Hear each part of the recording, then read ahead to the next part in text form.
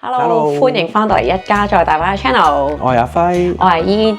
咁大家睇到題目咧，咁就知道應該今次係一條傾偈片啦。其實2025年都發生咗好多嘢啦。咁有好嘅，有唔好嘅。咁同埋我諗大家聽得最多就應該係年尾10月16號。經營管理簽有啲條例改咗啦，咁有啲人甚至乎會話係加辣啦。究竟對我哋有啲咩影響呢？咁大家就要睇埋落去啦。咁開始影片之前呢，就記得訂閱我哋嘅 channel，仲要撳埋個鐘仔。咁我哋有最新嘅影片呢，大家就會收到通知㗎啦。咁而家事不宜遲，開始。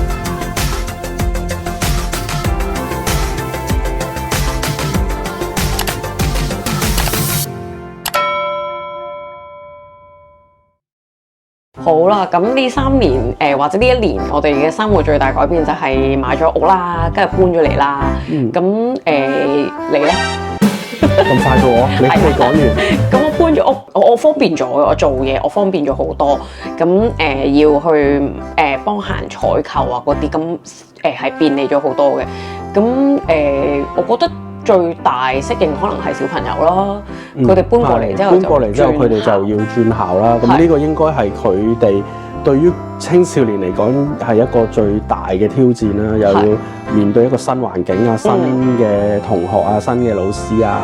我相信對佢哋嚟講都係一個 challenge 嚟嘅。不過 challenge 裏面一定會有得着嘅對佢哋。咁希望佢哋安然度過、安然面對啊。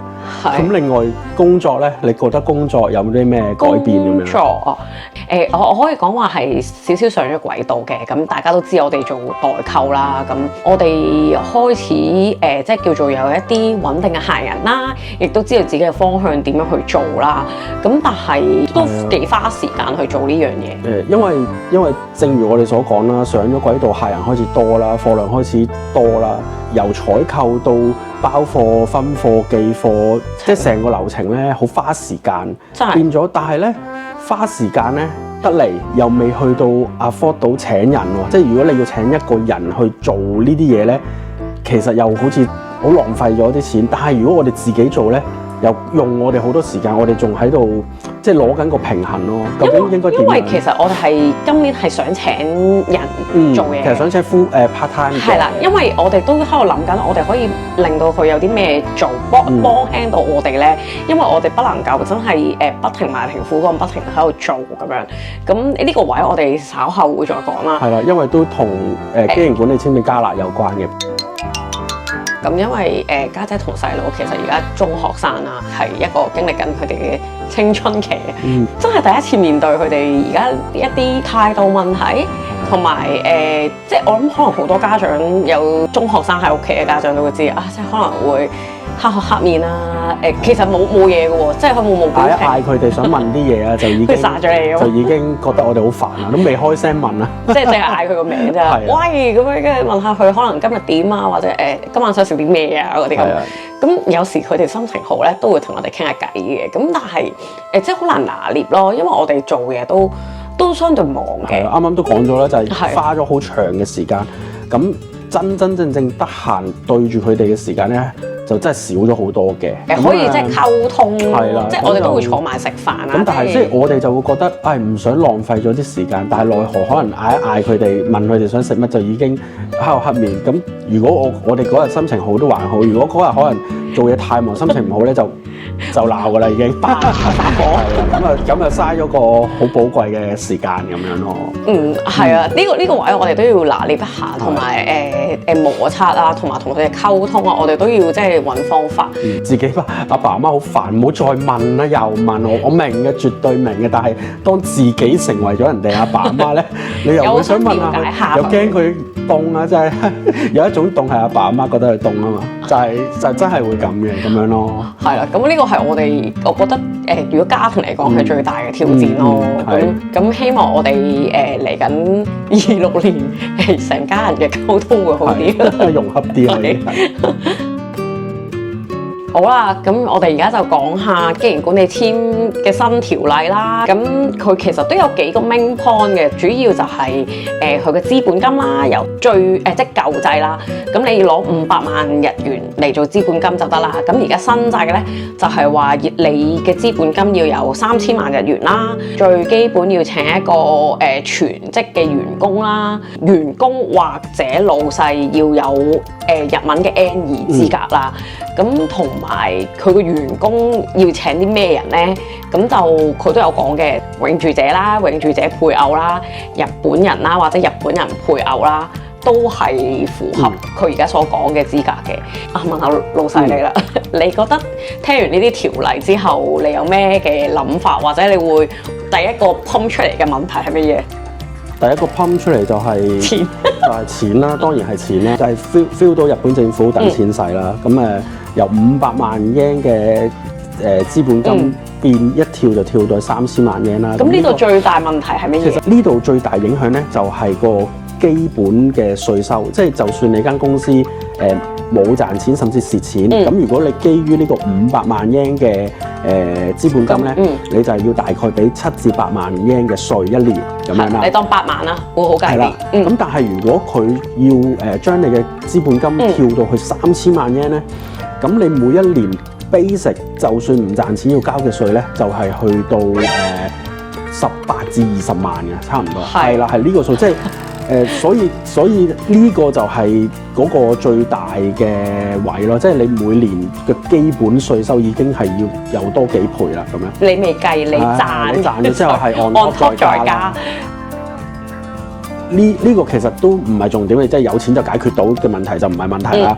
咁另外最麻煩嘅問題咧就係請人，要請一個 full time 嘅日本人啊或者永住者啊咁樣。佢即係我哋睇到幾年啦，都知道出邊日本而家自己本身想請人都唔係咁易啊！佢哋日本嘅公司想請人都唔係咁易。不過我哋會見到咧，其實大家嚟旅行咧都會見到啊 GU 啊 Uniqlo 啊，或者甚至乎一啲普通嘅商場咧，其實長期都會喺啲鋪頭後面咧貼住請人嘅。即係其實喺佢哋咁缺勞動人口嘅情況之下，我唔知我真係唔知我哋可以點樣去請一個人咯，或者你可能會話哇有錢咪得咯，咁但係你做生意唔係咁噶嘛，同埋佢都要真係幫到我噶嘛，我唔係請個員工翻嚟，我真係出糧俾佢哋坐喺度望住我做嘢啦。因為我哋嘅工種係除咗你要識日文之外，你要識中文啦，你都一定要識中文啦，唔係點分貨？分貨我都分埋俾你，你先去擺落袋，咁我唔使請你啦。咁所以呢個都係幾煩惱嘅。同埋佢請人，我哋仲多咗個開支啦，因為我哋要保險年金，即係等於香港嘅 MPF 啦，你當。咁即係我要供多一份喎，已經供緊自己2份，即係我要供3份咁樣咯。咁就變咗個開支又再多咗。公司嘅支出就會多咗，咁相對我哋嘅利潤就又要再計一輪咁樣咯，即係老細你計啦，唔關我事嘅呢樣嘢，同埋做多啲嘢，同埋請人嗰度佢有幾 strict 咧，即係我真係請唔到咁點咧？或者我請咗個人翻嚟，佢唔做，咁對我簽證有咩影響咧？其實呢啲都係未知之數，都係咯，所以都係要。真係好一路溫落去先知咯。係啊，其實好多都未知嘅。其實上網咧，你哋大家聽到好多人講話乜咁樣啦，即係好多人話係乜嘢？係乜嘢？即係啲人乜都講咯，即係乜都攞呢個條例嚟講啦。咁其實係未知之數，因為好少case， 即係未有白老鼠，未有係啊。咁可能要再等多啲人真係踏入呢個時期去試更新簽證啊，或者新申請。有冇人可能達唔到個條例嘅標準，達唔到新條例標準，但係喺呢個寬限期又攞到3年簽咧？又或者亦都有朋友講啦，會唔會呢個首相好快又換咗另外一個咧？咁大家真係唔知。咁我哋嘅加拿，我哋嘅面對就係邊行邊走邊面對啦，即係適應。即係真係有個問題嚟到先至再去解決啦。本身我就唔係啲咁嘅人嘅，媽媽就係啲咁嘅人嚟嘅。我本身咧就係諗好多嘅咩態度，即係所有可能發生嘅情況我都會諗嘅。所以今次咧，其實啱啱開始嘅時候咧，我認真講，我係有諗過，即係其中一個方向就係走嘅，離開日本嘅。因為咁但係真係再慢慢行落去咧，我發現即係移民呢樣嘢啦，即係唔淨係嚟日本啦，甚至英國啊、加拿大啊，即係所有移民嘅人啦，講到最後咧，其實走唔係一個 option 嚟㗎，我發覺。即係離開你本身揀個地方咁。係啊，即係真係要個問題嚟到，你係諗方法解決，而唔係好似 set 一啲 rules 咁啊！我掂到呢個位我就走啦，我唔搞啦，即係原來唔係咁樣。係，因為我哋有時同好多朋友唔同朋友傾偈啦，或者甚至乎我哋同家姐細佬傾偈啦，因為佢哋有時都會睇啲 video，或者我哋都會傾啊，如果我哋真係會有一日離開日本會點啊嗰啲咁。跟住細佬嗰日就係講話咩啊？你應該逼到自己去到一個 limit，真係冇退路啦。咁樣你就會知道你自己可以點做。咁其實都幾啱。好啦，咁條片咧嚟到尾聲啦。我哋做過少少嘅 wrap up 啦。之前有2-3年嗰啲片尾總結咧，其實好迷茫噶，自己都唔知講完自己喺度做乜嘅。咁今年即係可能有多少少明確嘅方向去做啦。咁我哋會符合政府嘅新嘅條例啦。咁我哋就會需要擴展我哋嘅業務啦。咁係啲乜嘢咧？我哋就會 ready 好晒先再公佈嘅。而家講到吹到好大，吹到買火箭都得嘅。咁但係真係落實咗有啲乜嘢實質嘢真係做咗出嚟，或者可以推行啦，確實會做啦。就會講啦，就都賣下廣告嘅到時。係啊，咁係咯，會擴展業務啦。咁真係請人，我哋會嘗試請part time 先，阿 Lupai 度開始咯。咁你咧？